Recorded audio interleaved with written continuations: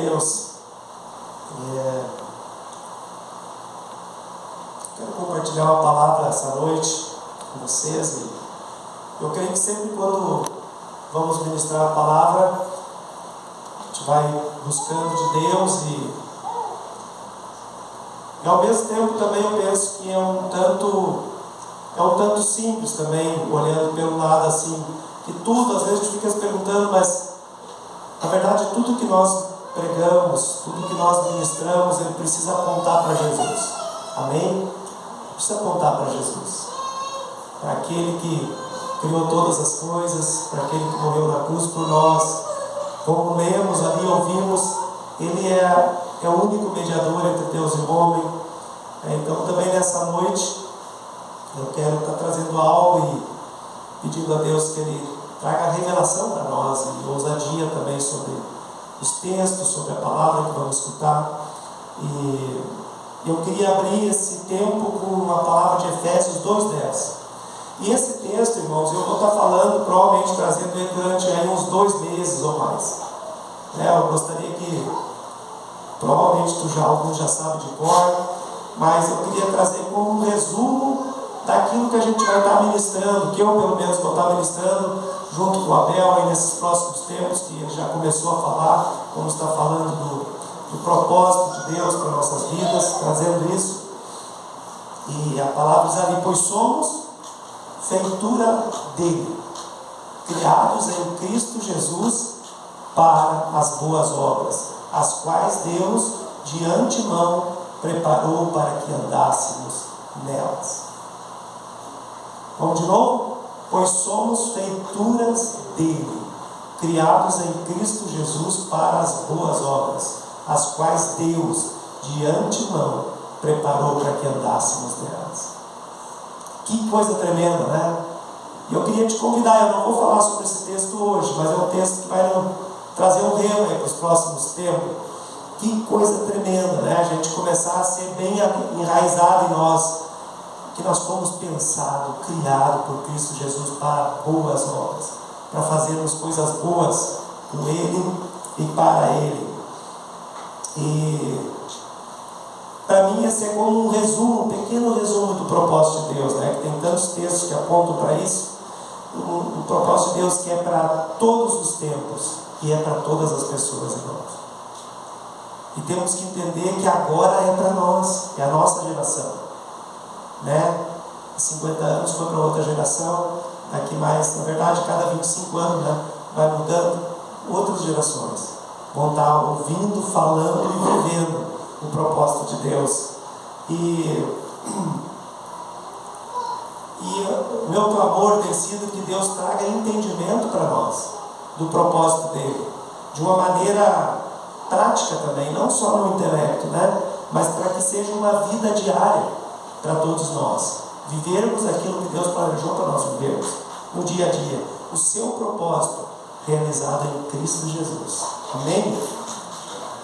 Eu creio que todo cristão ele precisa compreender por que Deus criou, né? Às vezes já entregou a vida para Jesus, está andando, mas não compreende assim a profundidade de tudo isso. Tem uma revelação assim correta, segundo a palavra de Deus para isso. Porque eu creio, irmãos, que essas coisas bem claras faz toda a diferença para nós vivermos os propósitos de Deus. Ter plena consciência, né, do quanto nós somos amados, de que Deus pensou em nós lá muito antes de nascermos, de quanto nós somos preciosos para Deus. E também, irmãos, se dar conta, ter plena convicção de que Deus conta conosco para realizar a obra dele aqui na terra. Deus conta com cada um de nós para isso. Deus almeja, deseja desde o princípio um relacionamento muito, muito profundo com todos nós.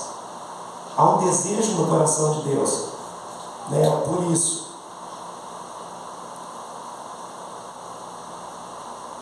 porque o homem sem Deus é catastrófico. A humanidade sem Deus é uma vida, digamos assim, tenebrosa. E uma vida sem Deus, irmão, vocês podem cuidar que ela está quase sempre muito voltada para o hoje, para o material, para o aqui e para o agora. Porque quer aproveitar tudo nessa vida terrena, que é muito curta. E para isso, às vezes, não importa os danos que causa a outros. Não importa o que vai ocorrer para que haja uma realização, né, pessoal, para que a vontade se cumpra. Normalmente uma vida voltada para os prazeres, para o bem-estar.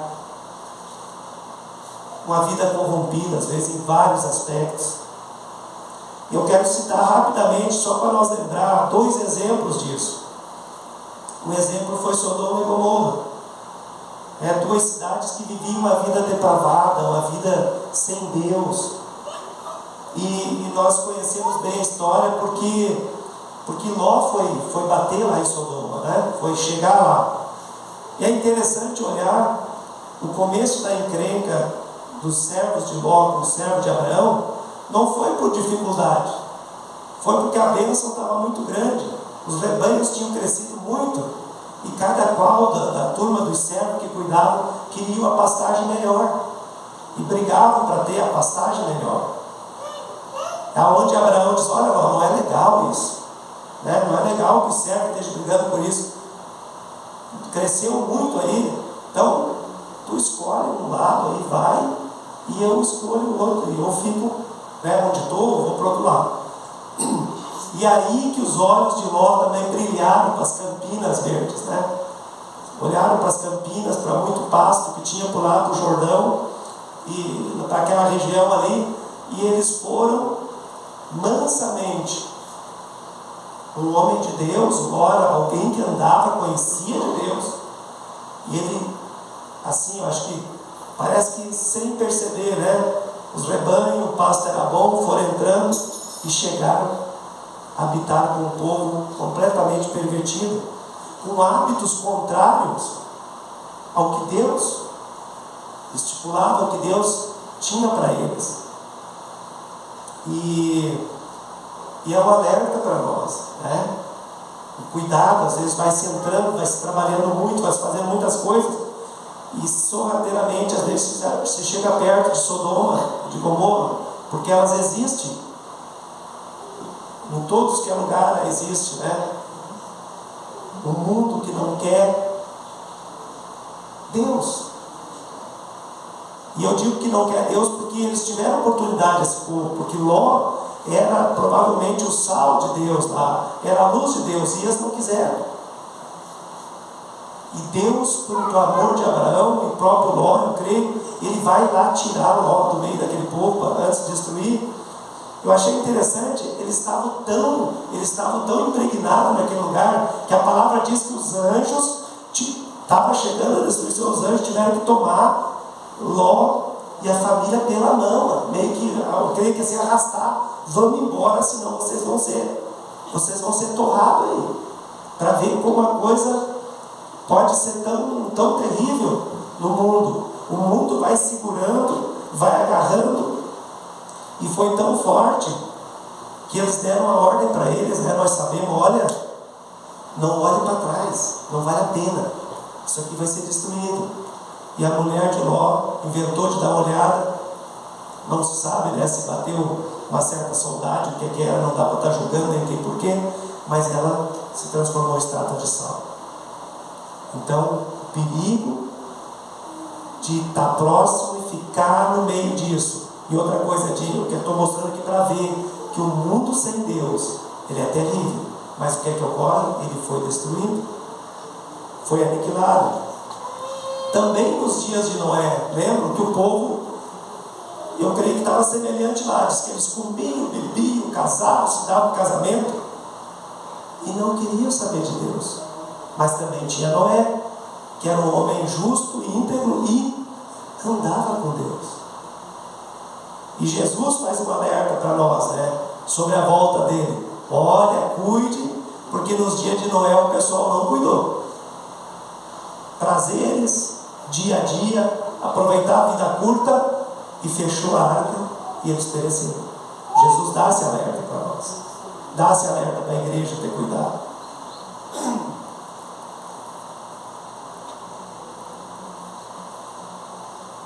O povo, há muitas pessoas e há muitos lugares, às vezes bem ao redor de nós, que eles não querem saber de Deus, eles querem saber do dia a dia.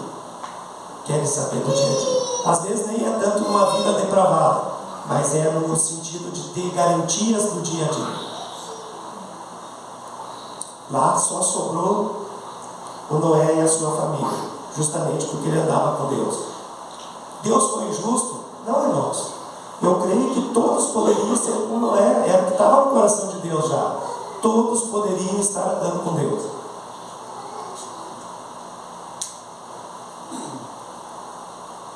Mas preferiram andar segundo as suas concupiscências, sozinhos, e pereceram. E muitos vivem sem Deus hoje. Quantos, talvez milhões, bilhões de pessoas vivem sem Deus? Uma vida voltada para o hoje, os prazeres da carne.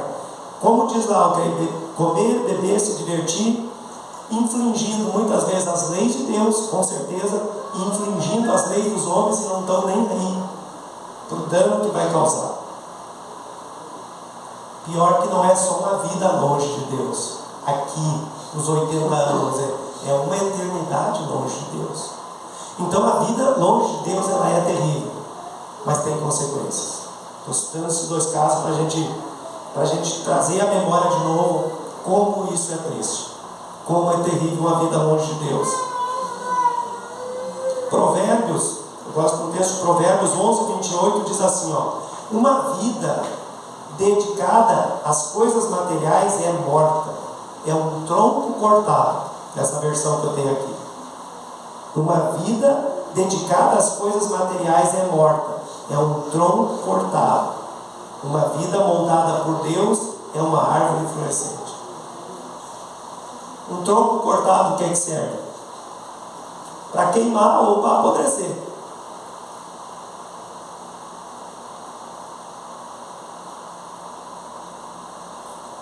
Não é só naquela época. Hoje há muitas vidas sem Deus. Muitas vidas que não estão querendo ouvir Deus. Mas uma vida com Deus, irmãos, é uma árvore florescente. Eu gosto muito desse texto de Jeremias 17, que aponta para nós, aponta para confirmar quem somos em Cristo Jesus. Diz assim, felizes os que confiam no Senhor e cuja esperança é o Senhor. São como árvores plantadas às margens de um rio, cujas raízes alcançam águas profundas. Tais árvores não são afetadas pelo calor, nem se preocupam com longos meses de seca. Suas folhas permanecem verdes e produzem frutos deliciosos. Irmão, esta é a tua vida, amém? Esta é a vida que Deus entregou para nós através de Cristo Jesus. Podíamos tirar 4 aspectos rapidinho aqui. Primeiro, o cristão deve ser, tem tudo para ser, ele precisa ser, eu diria, feliz. Porque somos salvos, somos filhos de Deus. Fomos resgatados do império das trevas. Segundo, ele diz que ele alcança águas profundas, ele tem comunhão profunda com Cristo. O cristão deve ter isso, uma comunhão profunda, íntima, com Deus, com Jesus. Terceiro, ele resiste a tempos difíceis. Diz que a folha não murcha, ele resiste às tribulações.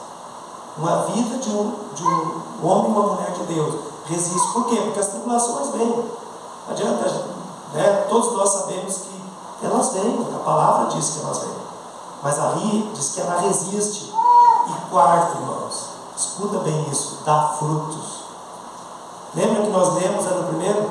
Para boas obras, para dar fruto. Não é alguém fazendo uma cobrança. Você e eu, nós nascemos em Cristo para dar frutos, amém? Frutos, bons frutos, deliciosos frutos. Esta é para ser a realidade da nossa vida. Isso é o que Deus espera e conta conosco. Mas precisamos, sem dúvida, muita intimidade com Deus. Precisamos cada vez mais ouvir a Deus, falar com Deus, para nós vivermos o propósito que Ele tem para nós. Temos que estar em sintonia com o coração de Deus, com o Espírito dele ministrando o nosso espírito. E precisamos de alicerce. Essa palavra que eu estou trazendo hoje, eu quero trazer como um alicerce para nós depois trabalhar mais diretamente nos propósitos e seus aspectos. E um dos alicerces que eu também vejo está em Colossenses 1,16. São palavras muito chave para nós compreender um pouco a profundidade de Cristo. Colossenses 1,16, que diz assim: pois nele foram criadas todas as coisas, nos céus e sobre a terra, as visíveis e as invisíveis, sejam tronos, sejam soberanias, quer principados, quer potestade, tudo foi criado por meio dele e para ele. Irmão, você se deu conta que você foi criado por ele e para ele? Nós não fomos criados para andar de qualquer jeito, para qualquer coisa. Às vezes eu me arrepio um pouco que as pessoas às vezes dizem, eu sei que até sem querer, sem entendimento, mas quando fala, os filhos, isso, aquilo, os filhos estão lá, não sei o quê. Tu vê, né? A gente cria os filhos para o mundo mesmo. É falta de entendimento. Não, nós criamos os filhos para Deus. Nós criamos nossos filhos para o Senhor, porque eles foram feitos para isso, assim como nós. Tudo foi feito para Ele, por meio dele e para Ele.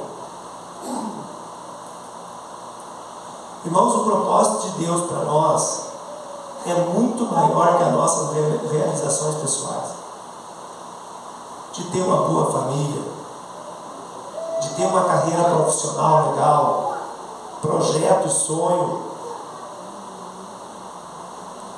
E a pessoa pode até dizer, mas eu tenho paz, eu estou tranquilo.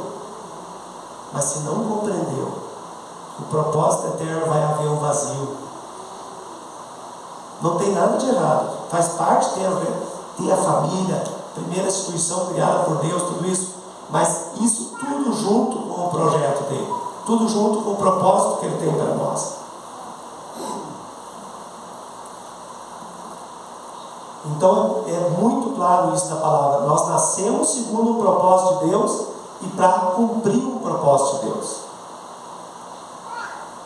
Então quando alguém às vezes fala assim, vamos fazer e vamos, preciso, sabe? Mas o propósito de Deus não é alguém fazendo cobrança, porque o propósito de Deus, eu creio que Deus vai trazer a revelação para nós. Ele é um propósito todo dia, em todos os lugares que nós vivemos, andamos. Amém? Esse é o propósito de Deus.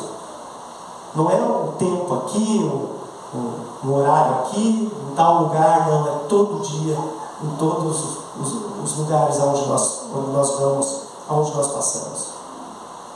Então, irmão, você e eu nascemos com um propósito de Deus para a nossa vida. Fomos pensados por Ele, fomos planejados. O Davi escreve no Salmo 138:8, ele diz: o Senhor cumprirá o seu propósito para comigo.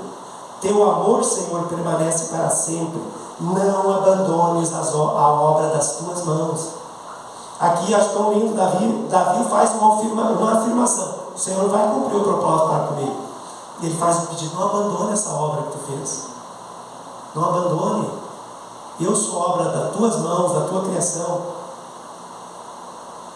Noutra versão também diz assim: o que a mim me concerne, o Senhor levará a bom termo.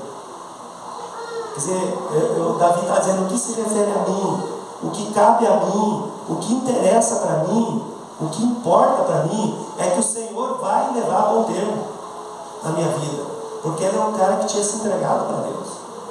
E é assim, irmãos, na verdade o Senhor quer fazer isso conosco, de nós podermos, no meio de qualquer turbulência, parar e pensar e dizer: o que se refere a mim, a minha vida, eu sei, eu creio que o Senhor vai levar a bom termo. Amém? Nós precisamos ter essa convicção, essa certeza, e permitir que Deus faça isso, né? Esteja certo, irmão, Se nós continuarmos nele, ele fará. Ele levará tudo a bom termo. Ele vai completar essa obra.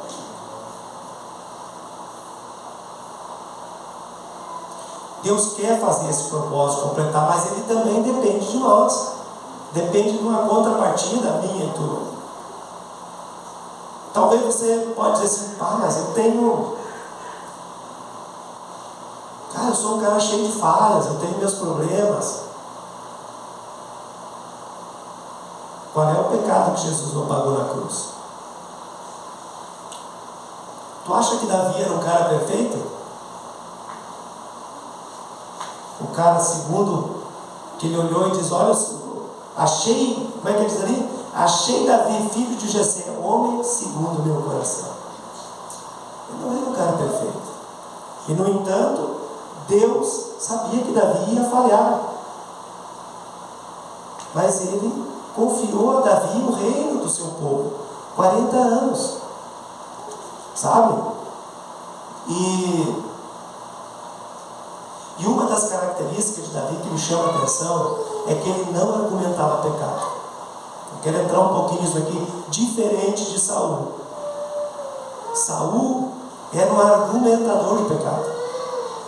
Sempre era o outro, sempre o problema do outro. Vou lembrar um pouquinho para nós aqui. Quando ele recebeu a ordem de Saul, está escrito lá em 1 Samuel 15, dali em diante, de Samuel para aniquilar os amalequitas, não deixar rei nenhum, não deixar gado, não deixar ovelha, não deixar mulher nem criança para matar.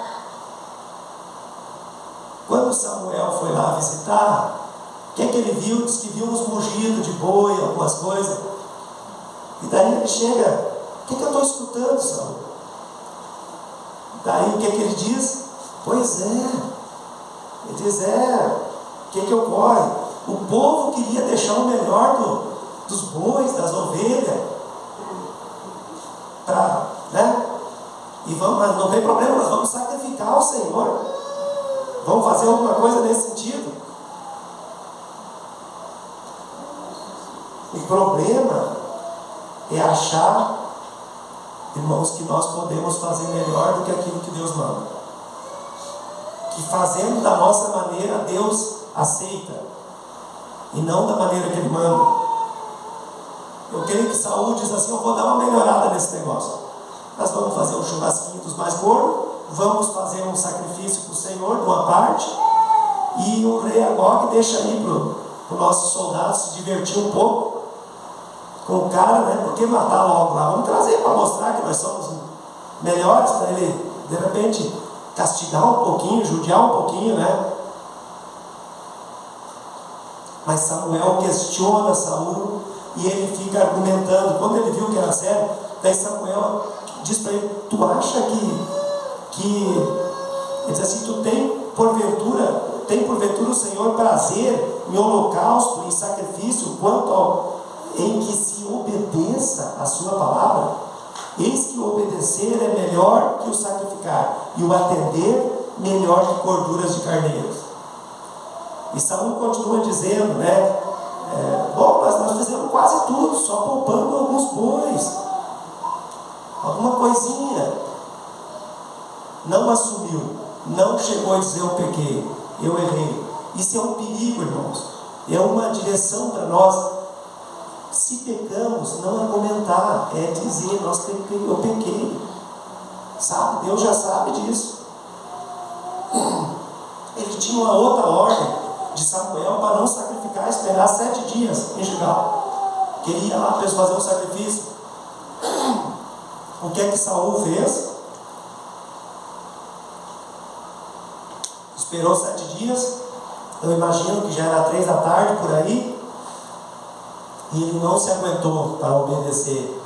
Ele acabou oferecendo sacrifício ao holocausto, algo que não lhe era permitido.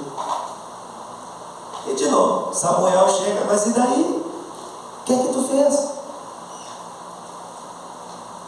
Talvez, irmãos, isso nós temos que... Aí eu vejo a perseverança para nós.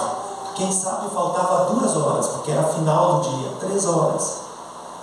Sabe, às vezes nós fizemos um propósito, às vezes é jejum, oração, sabe, de realmente ir até o fim daquilo que o Espírito Santo tem trazido para nós. Mas o Saul não fez, ele simplesmente fez o contrário. E o que é que ele argumentou? Ah, Samuel, tu tem que entender, o povo estava se afastando, os filisteus estavam chegando mais perto para guerrear, e foi dizendo uma coisa ou outra, e olha o que ele diz: e forçado pela circunstância, oferecia o holocausto. Quer dizer, a circunstância deu motivo para a desobediência a Deus. É na circunstância adversa, irmãos, que nós precisamos ficar firmes em Deus. Amém? Mesmo quando a circunstância está difícil, aí precisamos ficar firmes em Deus. Samuel disse: cara, você agiu como um maluco, como um louco. Se tu tivesse esperado, Deus teria confirmado o teu reino para sempre hoje. Mas tu não fez, e tu vai ser, Deus já escolheu outro. E daí nós vemos, entra Davi na jogada. E aí que eu digo, Davi era um cara perfeito? Não. O cara, com tudo que Deus tinha feito na vida dele, lá, tudo, e de repente ele comete um pecado terrível, se nós olharmos. Ele não só adultera com Betseba, mas ele manda Urias para frente de batalha para morrer. Talvez, se olharmos assim, é pior do que o que Saul fez, que desobedeceu 2 ordens ali. Mas olha a diferença. Quando Natan vai refrescando a memória de Davi, dizendo: escuta, lembra, né? Vai contando uma história. Tinha um cara que tinha só uma ovelhazinha, né? Tinha um cara rico, e vai lá e pega e tal. Daí ele disse para o Natan: esse cara tem que morrer. Daí ele disse: pois é, meu rei, você é o cara. E eu acho assim, foi legal que ele foi trazendo mais coisas para Davi que Deus tinha feito. E ele disse uma coisa que me chama a atenção, e Deus disse assim: e se isso for a pouco, eu teria acrescentado tais e tais coisas. Quer dizer, Davi, tu poderia ter muito mais coisas. Se tudo que eu te dei é pouco, mas tu resolveu fazer algo que desagradou a Deus. E Davi caiu em si. E olha o que Davi disse, só disse isso. Quando ele foi confrontado, ele disse assim: pequei contra o Senhor. Ele não ficou argumentando: pois é, mas a mulher era bonita, estava seminua, não sei o quê. Não disse nada, ele disse: pequei contra o Senhor. Eu vejo Davi fazendo que nem o filho pródigo lá, diz: caiu em si. Ele diz: eu pequei contra o Senhor, estou aqui. E Natan diz: pois o Senhor também vai ter as consequências desse pecado, mas o Senhor te perdoou, tu não vai morrer. Manteve. Porque Davi, irmãos, era um homem de muita intimidade com Deus. Ele escreveu muitos salmos, né, que ficou para nós, muita palavra de Deus inspirada pelo Espírito Santo. Mas era alguém também que errava. Então eu queria dizer para ti, olhando essa situação, não desanime, não pense assim, porque eu errou sim. Claro que Deus não se agrada quando nós pecamos, não é de passar a mão, mas Ele nos perdoa. Não é por isso, não vai ter alguém perfeito. Ele quer usar você, amém? Ele quer usar cada um de nós para o propósito dele. Podemos olhar aí, 2 homens chamados por Deus. Saul foi chamado por Deus, Davi foi chamado por Deus. Olha o que ocorreu. O que ficou da geração de Saul? Ninguém. Ficou um neto dele que Davi ainda, né, cuidou lá depois que tinha problema nos pés. E daí olhamos para Davi, que ficou. Tudo que ficou. O legado que ele deixou. Um homem que, digamos assim, falho também, mas que tinha desejo de obedecer a Deus. Não ficava argumentando o pecado. E a gente podia citar muitos outros casos aqui. E daí um homem que tinha uma dificuldade de dizer: fui eu pequei. Não foi o servo, não foi o soldado, fui eu que não quis esperar, fui eu que deixei os animais vivos, fui eu que não obedeci. Deus, sabe, irmãos, é nessa intimidade que eu creio que Deus se agrada de nós. É de sermos simplesmente francos com aquilo que Ele já sabe. de nós. Nós precisamos ter essa intimidade para Deus, porque Ele sabe tudo. Ele sabe tudo. Mas cada um de nós, mesmo com as falhas, Deus espera usar cada um de nós, Deus. Porque às vezes se olha assim e diz: ah, mas tu vê, ainda bem, o irmão fez lá, ficou bem melhor. Saul podia ter feito melhor que Davi, inclusive. Ele foi escolhido. Então não vamos se escorar nisso que o outro podia ter feito por mim. Sim, Deus às vezes precisa a pessoa levantar o Davi, porque ele diz: eu me arrependo de ter escolhido Saul, porque ele não cumpriu, mas ele escolheu com alegria o Saul. Então é bom a gente entender isso, porque ele diz: ah, porque eu não sei. Se Deus chamou, escolheu, assume, não tem capacita, é o Senhor. Para não dizer: ah, tu vê, ó, legal, o outro está fazendo bem legal lá, então não era para mim. Como que não era para ti, se Deus falou ao teu coração? Era para ti, sim. Assim como era para Saul. Porque Deus nos conhece. Davi escreveu no Salmo 139:15: tu me conheces por dentro e por fora, conheces cada osso do meu corpo, conheces exatamente como fui formado, parte por parte, como fui esculpido e vinha a existir.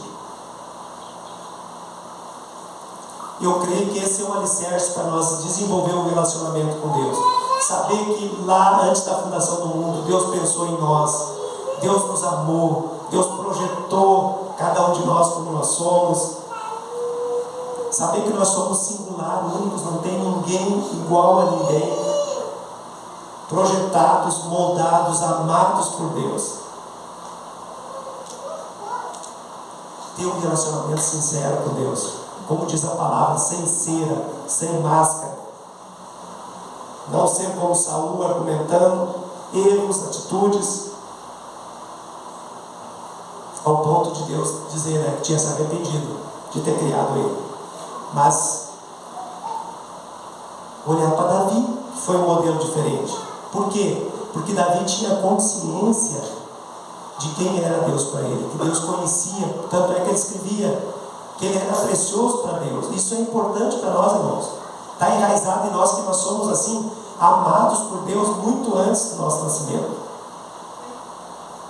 Davi sabia, ele escreve que ainda a palavra não me chegou à minha boca e tu já conheces toda. É muito importante no nosso dia a dia essas coisas estar fresquinhas para nós, de como Deus, Ele não tem isso para nos penalizar. Ele conhece tudo porque Ele nos ama, porque Ele tem um propósito, um chamado para nós. Ele sabe tudo sobre nós, porque Ele nos criou com extremo carinho. Nós não somos uma obra do acaso, nós somos obras do estilista Jesus Cristo. Amém? Únicos. Não é que nem sapato que tu olha o modelo, tem no mundo todo o mesmo modelo. Jesus criou cada um de nós singular, porque somos diferenciados, fomos pensados por Ele. Tudo foi criado por meio dele e para Ele, para boas obras. Deus não cria coisas feias, desastrosas. Não permita nunca que o mundo coloque algo que você não está no padrão, não está legal, não está bonito, porque é mais baixo, mais alto, mais gordo, mais magro. Deus cria algo perfeito, irmãos, cada um de nós. Somos a menina dos olhos de Deus. Não é tremendo isso? Vira para o que está do teu lado aí e diz isso, para sair bem animado hoje. Por favor, diz: você é a menina dos olhos de Deus.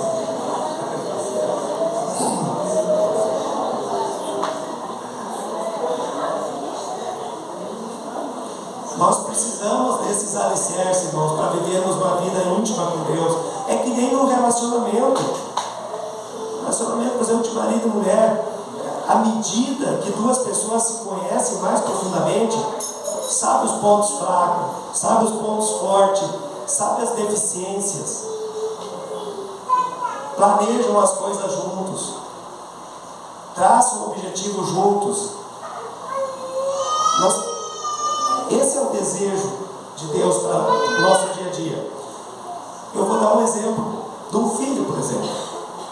Se um filho que nasce em um lar cristão, os pais oraram antes por ele de nascer, pediram antes por ele, planejaram às vezes por um determinado tempo,